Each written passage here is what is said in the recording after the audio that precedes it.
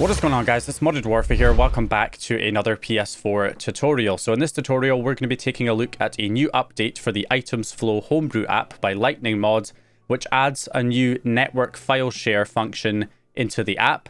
And this has some pretty interesting implications here. So what you can do with this, essentially, you can set up a shared folder on your computer that will be shared with the PS4 over the network. And the PS4 will treat this folder as if it's an actual folder on the PS4 hard drive.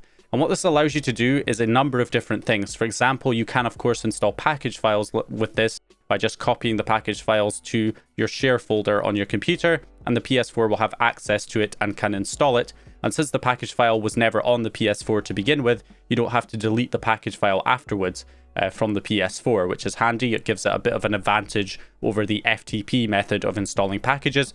Plus, in addition to that, you can also redirect the game dumper in Itemzflow to dump to your network folder. So that way you can just dump your games directly to your computer, which is another handy feature. But the biggest thing that this can do is that you can actually stream your games from the network folder directly to the PS4. So you don't even have to have a game installed on the PS4. You can have the game on your network share folder on your computer, and the PS4 can basically stream it from that network folder directly to the PS4 and launch the game as if it was installed on the PS4 hard drive. So some really cool stuff that you can do with this. So let's go ahead and take a look at how we can set this all up. So obviously you're going to need the latest version of Itemzflow. If you already have the homebrew app, you can just launch it and it should automatically update to the latest version if you have your network connected. However, if you don't already have it installed, of course, there's a few places you can get it. If you have the Homebrew Store app installed on your PS4, you can just go into the Homebrew Store, go to the Utility section, find Itemzflow and download it directly to your PS4. If you don't have the Homebrew Store, you can install it from your computer by switching over to your computer, going to package-zone.com and going to the Utility section. And in here, you'll find the Itemzflow Game Manager. Just go ahead and download it right there. And of course, once you've got the package file downloaded on your computer, you just copy it to the root of a USB drive that's formatted in exFAT or FAT32 format, plug it into your PS4 and install it with the Gold Hen package installer. So once you've got the app installed on your computer, the next thing we need to do is get the NFS Share Setup.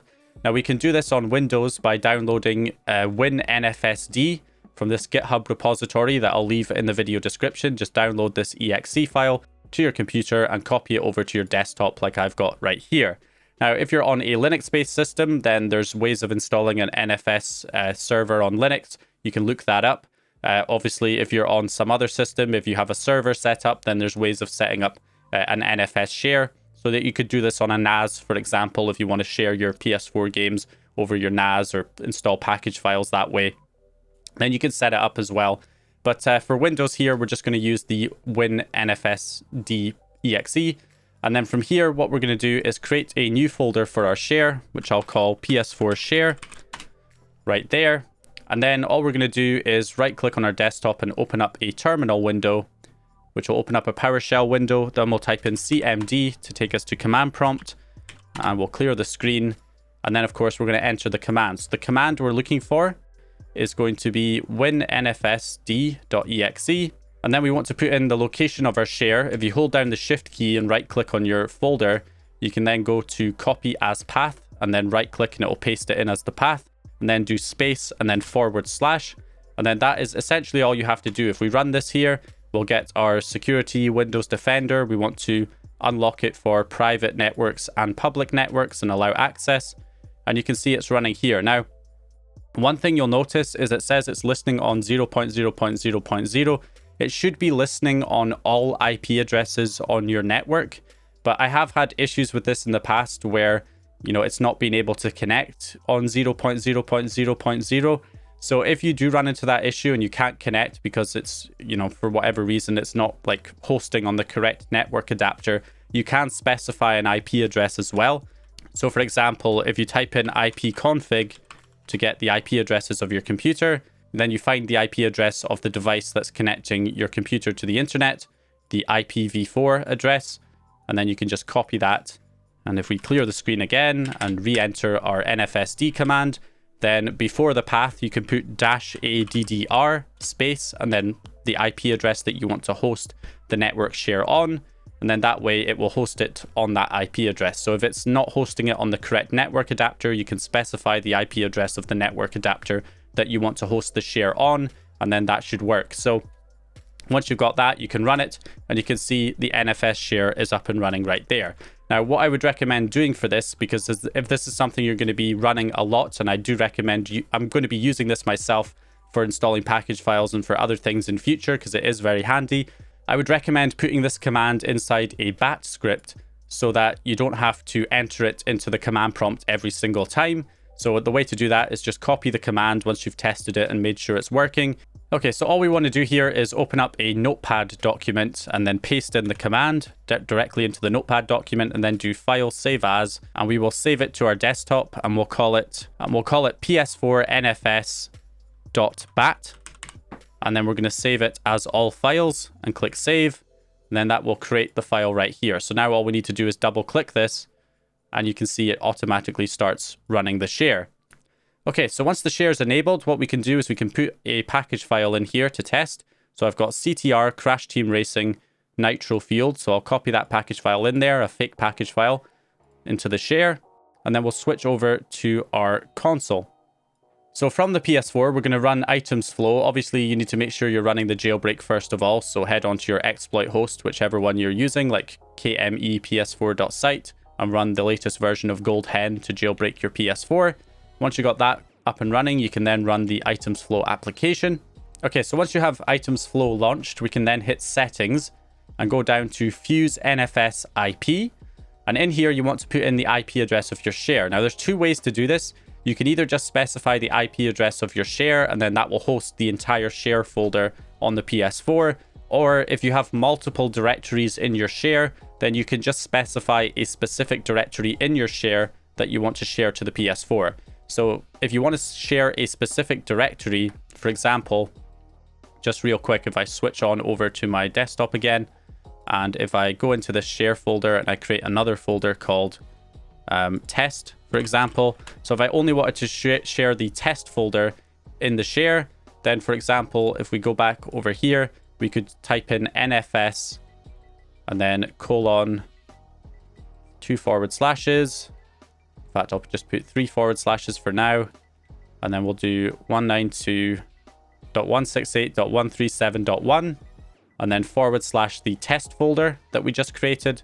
And then that would just host it on that test folder. So only the test folder would be shared and not to the root directory. But if you just want the whole root directory, the whole share, the whole folder to be shared on the PS4, then you can just enter the IP address on its own, the IP address of the share on your computer, and then just click done and it should work.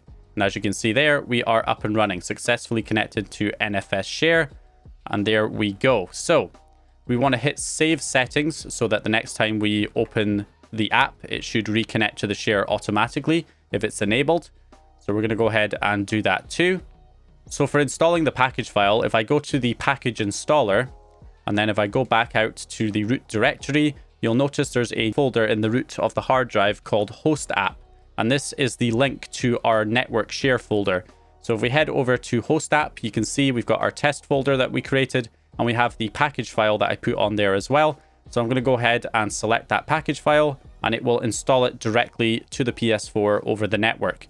So yeah, this is a really kind of cool thing that you can do with this. You can just throw package files into the share folder on your computer, and then they will appear in here on Itemzflow for you to install.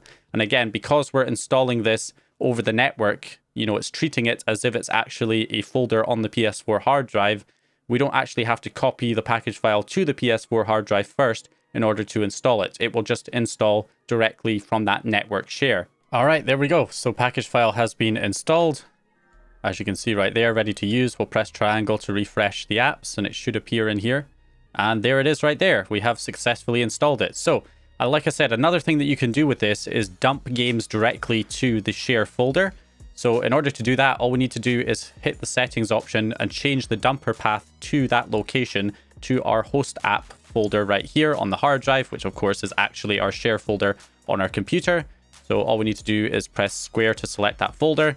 And there we go. It's now set to the host app. So all I need to do to dump this is hit dump, and we will dump all. And of course, it does the normal thing where it runs the game, suspends the application, goes back into Itemzflow automatically to start the dumping process. Okay, so if we take a look at the PS4 share folder now, you can see that we have the .complete to show that it was successfully dumped. And we have our CUSA 14876 folder with all the extracted files from Crash Team Racing right in there. So of course we could then turn this into a fake package file if we were dumping a disk game, turning it into a fake package file without having to dump it to a USB and then copying the files from the USB over to the computer. So yeah, pretty awesome stuff right there. But the biggest thing that you can do with this, the kind of craziest thing you can do with this, is we can actually run this dump of the game from this network share, from this folder on our computer.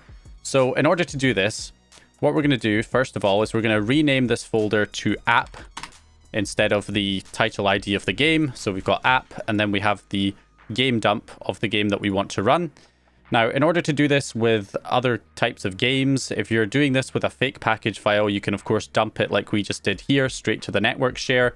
Or if you have a fake package file on your computer, you can extract it using something like the patch builder or Orbis pub check or one of those kind of programs where you can basically extract your fake package, all the files, extract it to this folder here on your network share. So that's one way of doing it. If you have a retail game, then of course you can dump the retail game to the share.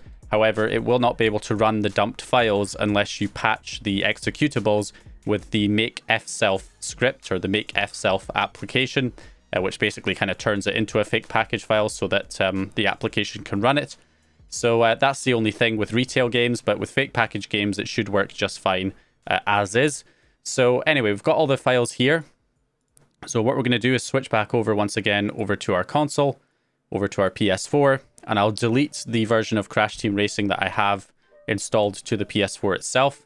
So we'll get rid of that so we do not have the game currently installed on our system, and we'll head into the Itemzflow game manager again. And what you'll see in here is we've got the remote app /host app. So this, of course, is the link to launch the game from our share folder. So we're going to select this option. And then all we have to do here is just hit launch. And if we take a look on our computer real quick, you can see it's requesting all the files. It's requesting the eboot file, libsprx, pack files for the game. So it's loading all of the game files right there. And as you can see, it has successfully launched the game. So we can skip this. We'll just jump in. And yeah, the game is running. This is being streamed over the network. Now, yeah, one issue there, trophy registration failed. Currently, it doesn't support trophies. So the trophies will not work. Not all games will work with this. There's a few problem games. Like I tried Fallout 4 and I tried The Last of Us, and they keep getting stuck on the npbind.dat file, I believe, or nptitle.dat. One of those files, and even deleting those, it still didn't work. So there probably is a way to get those problem games working, but most games should run fine using this method. So yeah, we are successfully here loaded into the game, and this will even work over Wi-Fi, which is pretty impressive considering the fact that development kits actually have this kind of functionality to be able to launch games remotely. However, it doesn't work on Wi-Fi. It has to be done with Ethernet, whereas this version will work on Wi-Fi, although it will be very slow. So that is one of the things that I was very curious about when I set this up, was how long does it take to actually load a game? So we can go into local arcade mode here. We'll do a single race, Crash Cove, 3 laps. We'll just do the default settings and we'll start. And we can time how long this is going to take to load here. So here we go. So we'll time how long this takes to load. And when I last did this, it was about 23 seconds on a wired connection. This is a direct Ethernet connection from my computer to my PS4. Of course, using internet connection sharing. I might show you guys how to set that up at the end. But as you can see, this is with a wired connection. So this is about as fast as you could possibly get.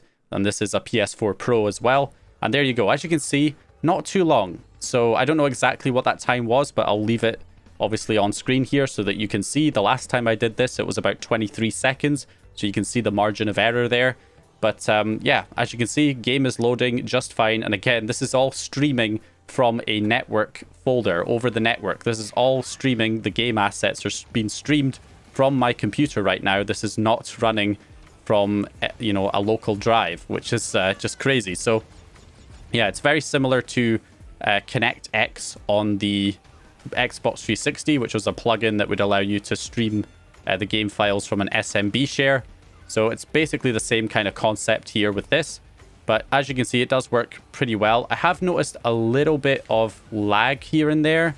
That kind of looks like frame rate lag, but it's probably to do with the streaming. So yeah, and it's definitely way more prevalent on a wireless connection. But it does occasionally pop up here, even on a wired connection. But for the most part, as you can see here, it's running pretty well. So how does this actually compare to running this directly from the hard drive in terms of loading times? Well, I tested this directly installed to the PS4's hard drive. And in fact, it's an SSD that I have as my PS4 Pro's internal storage right now. I've got an SSD, so it loads even faster than it would, of course, on a regular internal hard drive for the PS4.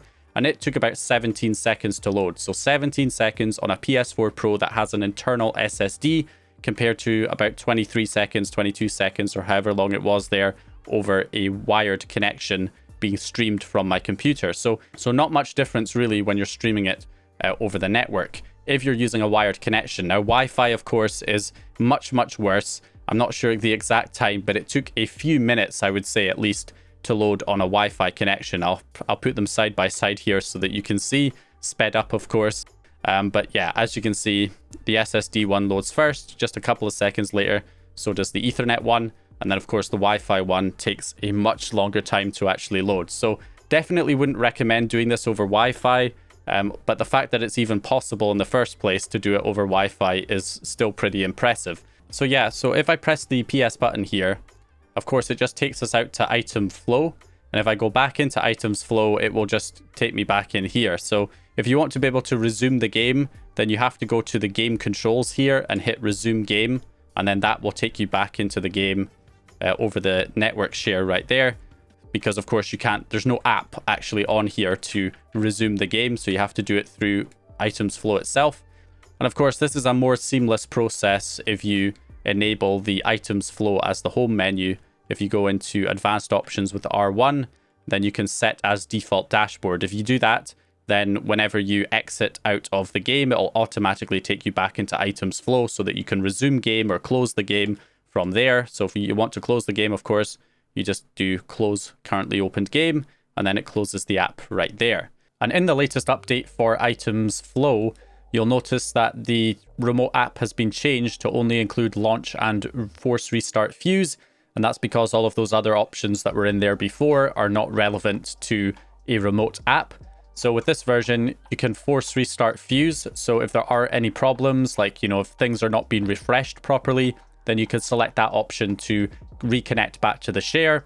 So for example, some things that can happen is when you change a game in the share and you still have the share running and you still have Itemzflow running, then it might still be looking for the files to load from the previous game that it was trying to load before, even though you've changed the game in the share, and then that will cause problems where the game won't launch. So you want to come in here and use the force restart fuse option to refresh it. If that doesn't work, there's other ways to refresh it as well. For example, you can go into settings by hitting the options button, and then of course pressing R1 to advanced settings, and then you can hold square to exit the daemon. So if you hold down square, you'll see it says daemon shutting down. And then once that's finished, you can then close out of the app and reopen it to relaunch the daemon again from scratch. And then that should, properly refresh anything that isn't refreshed by simply restarting fuse. So that's another option right there. As you can see, we've reconnected to the share and we are back up and running. And yeah, of course, you can also re-add the share again. If you go back to fuse NFS IP and then just press R2, that will refresh the share. So there's a few things you can do there to refresh things if you're running into any issues. Also, if you try to connect to the share and it just gets stuck saying NFS share connecting and it's just stuck trying to connect, that's probably because your firewall's blocking it, which I've had happen a few times. So just make sure that you allow the application on your firewall, or better yet, allow the actual ports that the application is using on the firewall, and then that should definitely fix that issue. So yeah, if we just head to our settings here and we go to privacy and security, Windows security, and then we go to firewall and network protection, and then we can allow app through firewall.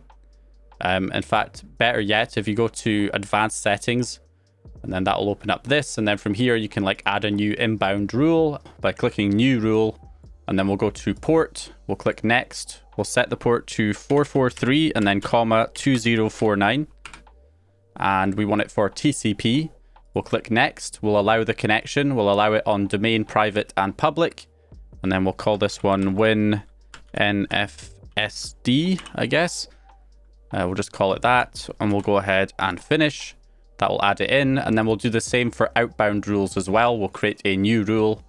And then we'll go to port. Again, 443 and 2049. For TCP, next, allow this connection. Domain, private, and public, and put in the same name and finish. And there we go. We've now unlocked those ports in the firewall. Obviously, if you have an antivirus, then it will be a different firewall software in your antivirus that will be blocking it that you'll need to allow the connection on. So yeah, a few things there. Plus, also, if you want to get the best sort of wired connection speed, I always talk about this in videos, but there's still people who don't know that you can do this, surprisingly. But you can connect your computer to your PS4, and your PS4 can connect through your computer's internet connection. And that way, whenever you're transferring files, you're going straight from an Ethernet cable from the computer to the PS4 and vice versa. That gives you the best possible speed, especially if your router's not, you know, in an area where you can easily connect an Ethernet cable to it. If it's in another room, for example, but you could have a laptop that's next to your PS4 that you can connect an Ethernet with. So it's definitely worth setting this up if you can. Basically, you plug one end of an Ethernet cable to your computer's Ethernet port, the other end into your PS4's Ethernet port. And then if you just search for something called ncpa.cpl in your computer and open it, you can also access it through, of course, control panel, network and internet, and then network connections. And then all you need to do here, identify the Ethernet port that the PS4 is connected to, and then the other network adapter that your computer is getting the internet from, which in my case is a Wi-Fi adapter. And then I can right click on it and go to properties. I go to sharing. I tick the box to allow other network users to connect through this computer's internet connection. And I select the Ethernet as the adapter that I want to share the connection with.